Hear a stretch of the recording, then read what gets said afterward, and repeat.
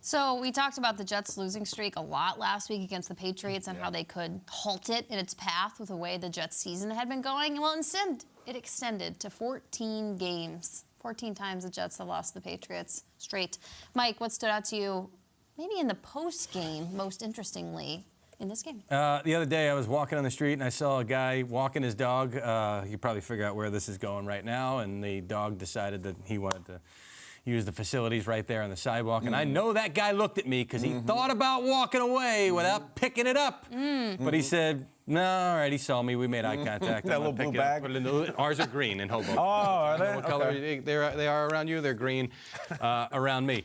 But the other thing is my friends in and out of town, when I talk to them, the Jets fans, going back to the spring, I would tell them, I never said it on air, because that's a way to get yourself a permanent reservation in the Old Takes Exposed feed. But I was telling them, listen, the things I'm hearing about OTAs and minicamp and how Zach Wilson is performing, it's not good. I said, I'm hearing some things about the yips, like throwing high and wide of guys for no reason. He did that yesterday.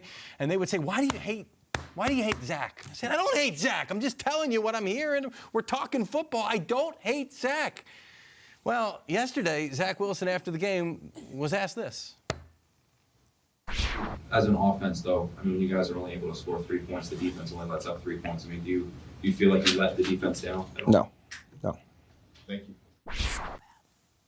That was Connor Hughes there, my buddy here from SNY, asking him that question. And the reason that I mentioned that and I mentioned my friends is I believe that was the moment yesterday that Zach Wilson lost the entire Jets fan base right there. And I know what he was doing. I mean, I think he was trying to communicate, look, nobody's letting anybody down, whatever. We're a team. We're in this together, that kind of thing. I don't think he was sitting there saying it's not my fault or anything like that. But I will tell you that that is how it came across. And I'm a little worried for how Jets Nation is going to react to this young man moving forward. What about the Jets locker room, too, more importantly? Listen, also true. There's a time to be minimalist in your statements and to try to diffuse it and not give the media anything, and I understand that strategy. That was not the time or the place when you come off a game like that.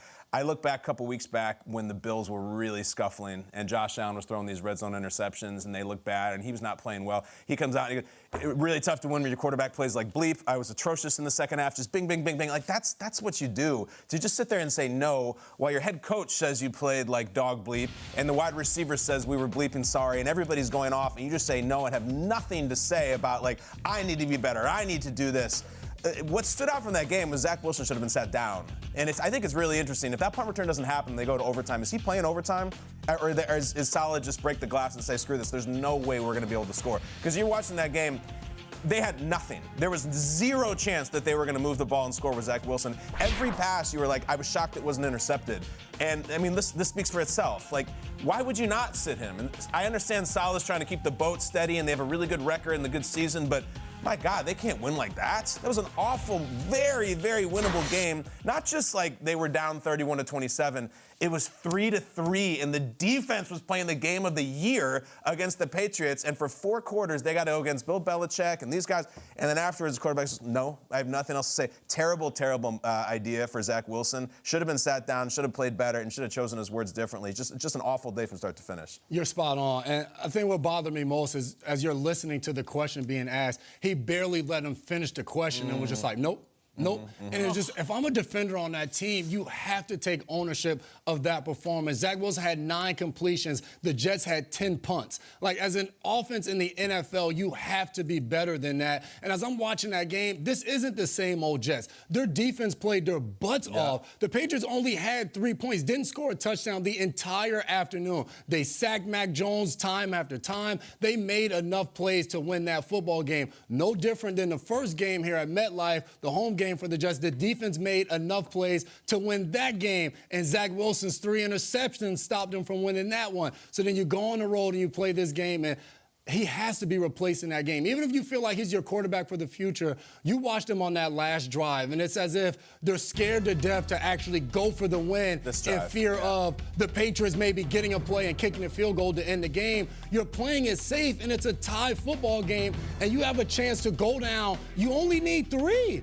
and kick a field goal and actually win this game. And you see here, it's 2 runs, and then it's a pass behind the line of scrimmage, which leads obviously to a Marcus Jones punt return for a touchdown that ends the game. But if this is your quarterback and you truly believe in him, but you're scared to unleash the offense and let him attempt to go win a game in the closing moments in a division game that you desperately need, then it may be time to say, hey, we have to reevaluate things, go with somebody, give him a chance to sit and watch something. But that type of performance and then his lack of ability to take ownership over it, that's just extremely disappointing.